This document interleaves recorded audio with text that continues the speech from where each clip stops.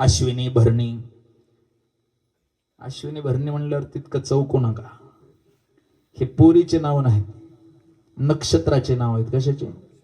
अश्विनी भरणी, पूर्वाषाढा, उत्तराषाढा, मघा, रोहिणी, पूर्वा. तुम्हाला माहिती आहे शेतकऱ्याला हे पाठ असते, कारण एरवीचे नाही पण पावसाळ्यातले तरी हे नक्षत्र, कारण पेरणी त्याच्यावर आहे बळीराजाची. विठ्ठल विठ्ठल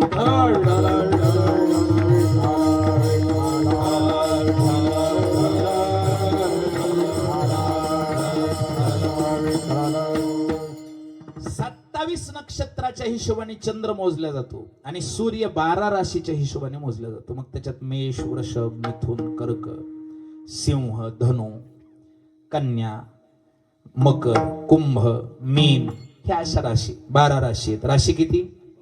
जग केवढंही असू द्या, 140 कोटी भारत असू द्या, नाहीतर 12 अरब जग असू द्या, 12 अब्ज जगाची संख्या हरकत नाही, पण सगळं जग किती राशीत विभागले? 12 राशी. मग सूर्य राशीची परिक्रमा करतो. राशी हे काही पंचांगाची कल्पना नाही, ग्रह ताऱ्यांच्या समूहाला राशी म्हणलेले. ढिगच्या ढिगच एक ती मेष राशी आहे, त्याच्यात हजारो ग्रह, हजारो तारे. हे सायंटिफिकली सांगायलो मी. जो newest geographical point of view आहे त्या सिद्धांतिक बाजूने बोलतोय बर का. वृषभ नावाची एक राशी आहे. राशी म्हणजे त्या ग्रहाचा एक ग्रुप आहे बर का, ग्रुप ऑफ प्लॅनेट्स. त्या ताऱ्यांचा ग्रुप आहे, त्या ग्रहांचा ग्रुप आहे. जशी आपली एक आकाशगंगा आहे, अशा हजारो लाखो करोडो आकाशगंगा आहेत. पण जिथं गठ्ठाच्या गठ्ठा आकाशगंगा गोळा झाल्या ती एक वृषभ राशी, ती एक मिथुन राशी आहे, ती एक कर्क राशी आहे, ती एक सिंह राशी आहे, ती एक कन्या राशी आहे, ती एक धनु राशी आहे, ती एक मकर राशी आहे, ती एक कुंभ राशी आहे, ती एक मीन राशी आहे, ती एक वृश्चिक राशी आहे, ती एक तुळा राशी आहे. ह्या 12 राशी आहेत.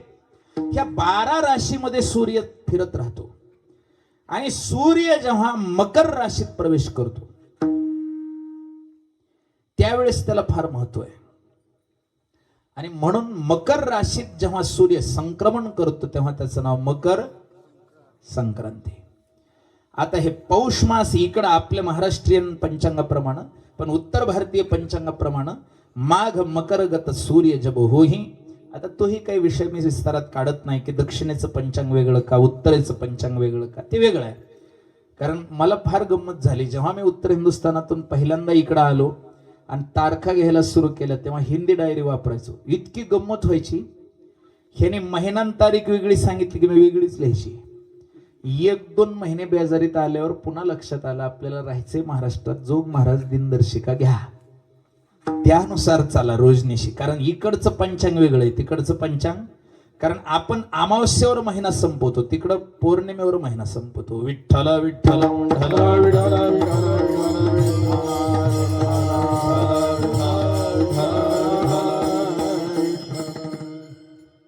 तर अमांत महिना काय असतो आणि समांत महिना काय असतो हे ज्योतिषशास्त्राचं ज्ञान आहे. असू द्या, मी ते काय फार विस्तारात जात नाही, पण आज योग तसा आहे म्हणून थोडं सांगण्याचा विषय आला. थोडक्यात सूर्य मकर राशीत आला, मकर संक्रमण. मग गंमत काय आहे, वर्षाचे 2 भाग, एक दक्षिणायन आणि दुसरा उत्तरायण. दक्षिणायनाची परिसमाप्ती आणि उत्तरायणाचा आरंभ. सूर्य आणि हे काय पंचांग बघायची गरज नाही, सकाळी उठल्यावर पूर्व दिशेला बघायचं. आता इथं पूर्व दिशा कोणती आहे? इकडे आहे ना, समोर. इकडे उगवणारा जो सूर्यनारायण आहे त्याच्याकडे बघा. तो उजव्या हाताला जर उगवत असला तर कोणता आयन सुरू आहे? दक्षिणायन. आणि आपण उभारल्यानंतर डाव्या हाताला जर जात असला तर उत्तरायण. मग उजव्या हाताला उगवणारा सूर्यनारायण आता हळूहळू हळूहळू डाव्या हाताला येणार आणि जवळजवळ मेच्या आसपास तर पार इकडच्या कोपऱ्यावरून उगवते. असं वाटतंय की उत्तरेतून उगवायला का काय वाटतंय. मग सूर्य असा इकडे जातो ना असा इकडे जातो का? नाही. Scientifically this is all false things, खोट्या गोष्टी आहेत. मग खरं काय? पृथ्वीची कक्षा बदलते. पृथ्वी आशी होते दक्षिणायनात, उत्तरायणात आशी होते. पण इतकी आशी व्हायली म्हणून आपले घर वाकतील असं समजू नका. हे सगळं स्टेबल ठेवून तिचे ती वाकते. ती आपल्याला वाकवीत नाही, तिचे ती वाकते, सूर्यापुढे वाकते. काय? जरा अशी आहे, जरा अशी आहे. तर हे दक्षिणायन उत्तरायण आपण मानतो असं नाही. नॉर्थ अमेरिका, साऊथ अमेरिका, अंटार्क्टिकेचा प्रदेश, तिकडचे सगळे लोक ह्या दक्षिणायन उत्तरायणाला मानावंच लागते, कारण त्याच्याशिवाय पर्याय. कारण इकडं सूर्य आहे पण तिकडं अंधार आहे. काय आपल्याला वाटतं अस्त झाला, पण अस्त झाला म्हणजे इकडं मावळला पण तिकडं उगवला. तुम्ही जा अमेरिकेत, आता सध्या दुपार असणार, दुपार, कारण हे समय परिवर्तन आहे. हे दक्षिणायन उत्तरायण सगळ्या जगालाच मान्य आहे, लक्षात ठेवा. मग हे दक्षिणायन उत्तरायण ह्याच्यामध्ये फरक काय? पितामह भीष्माचार्य यांनी प्रतिज्ञा केली होती की मी दक्षिणायनात मरणार नाही, इच्छा मरणे भीष्माचार्य. त्यांनी सांगितलं जेव्हा उत्तरायण येईल त्यावेळेस मरेल. 2 मार्ग गीतेत सांगितले, एक धूम्र मार्ग आणि एक शुक्ल मार्ग. जो आहे शुक्ल कृष्णे गतिरेके, भगवान कृष्णाच्या भाषेत. मग जो शुक्ल मार्ग आहे, अर्चिरा मार्ग ज्याला म्हटले ज्ञानोबराने, तया अर्चिरा ऐसे म्हणजे नित्यची की. त्या अर्चिरा मार्गाचा जो विषय तो उत्तरायणात मरण यावं, शुक्ल पक्षात मरण यावं, दिवसा मरण यावं, पृथ्वीवर अग्नी असताना मरण यावं, आणि पूर्ण शुद्धीत आसनावर बसून ब्रह्मरंध्राद्वारे प्राण जावा, हे योग्याचं मरण आहे. भोगीचं मरण कसं आहे? दक्षिणायनातलं मरण, कृष्ण पक्षातलं मरण म्हणजे अमावस्या जवळ येतानाच मरण. 3रा मुद्दा रात्रीच्या वेळेतलं मरण, आणि 4था मुद्दा पृथ्वीवर अग्नी नसताना मरण.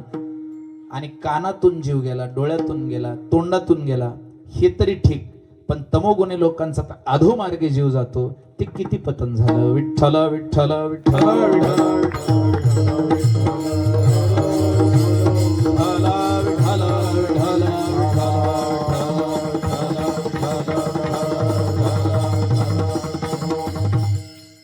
आणि म्हणून मरणाची जी अवस्था आहे ती सुद्धा शुक्ल कृष्णाची आहे, ती सुद्धा दक्षिणायन उत्तरायणाची आहे.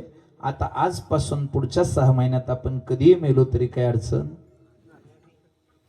इतकं खुश होऊ नका, मरत नसतो. सोपं आहे का मरणं? मरायच्या वेळेस दक्षिणायन आलं तर काय करा.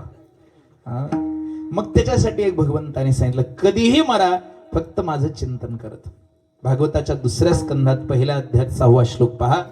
एतावान सांख्य योगाभ्याम स्वधर्म परिनिष्ठया जन्मलाभः परः पुंसाम अंते नारायण स्मृती.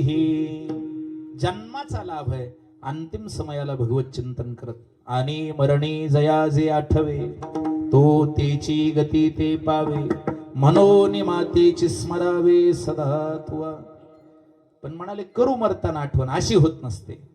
कारण का जीवितेनी अवसरे, जे जीवी आवडो निउरे, मरणाचे निमेरे फार हो लागे. विठ्ठल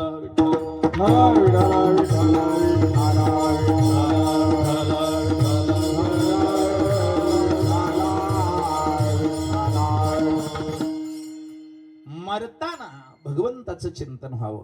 पण योगी लोकांच्या प्राणोत्क्रमणाचा विधी वेगळा असतो. पण उत्तरायण फार पवित्र आहे.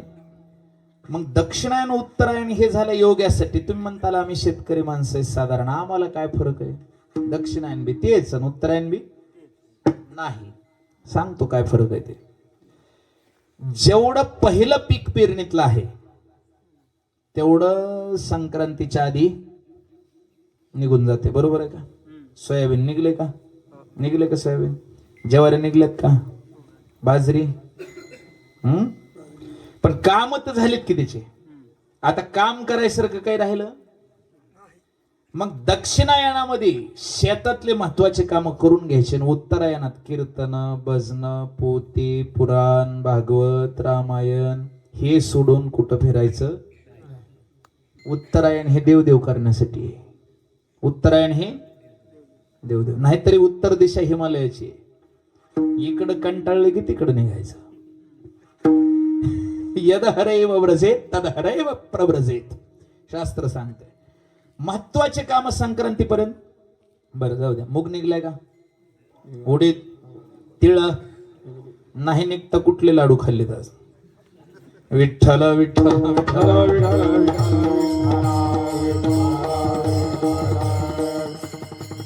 काय. बरं काही जण म्हणतील महाराज तुरण हरभर राहिले काढायचं, तेवढं तर काढतीलच की पोरं सोरवे, महत्वाचं तर निघायचं. महत्वाचे पीक खरीपाचे बाजूला झाले, आता राहिला उत्तरायणाचा काळ, ह्याच्यामध्ये लय बेजार व्हायचं नाही. येईल तेवढा हरभर, येईल तेवढा गहू काय, आणि येईल तेवढी तूर. कापूसच असला तर कधी मध्ये चक्कर, पण बाकी सगळा वेळ इथं संस्थेवर येऊन बसायचं. त्रास द्यायला नाही बरं का. उग जेवाय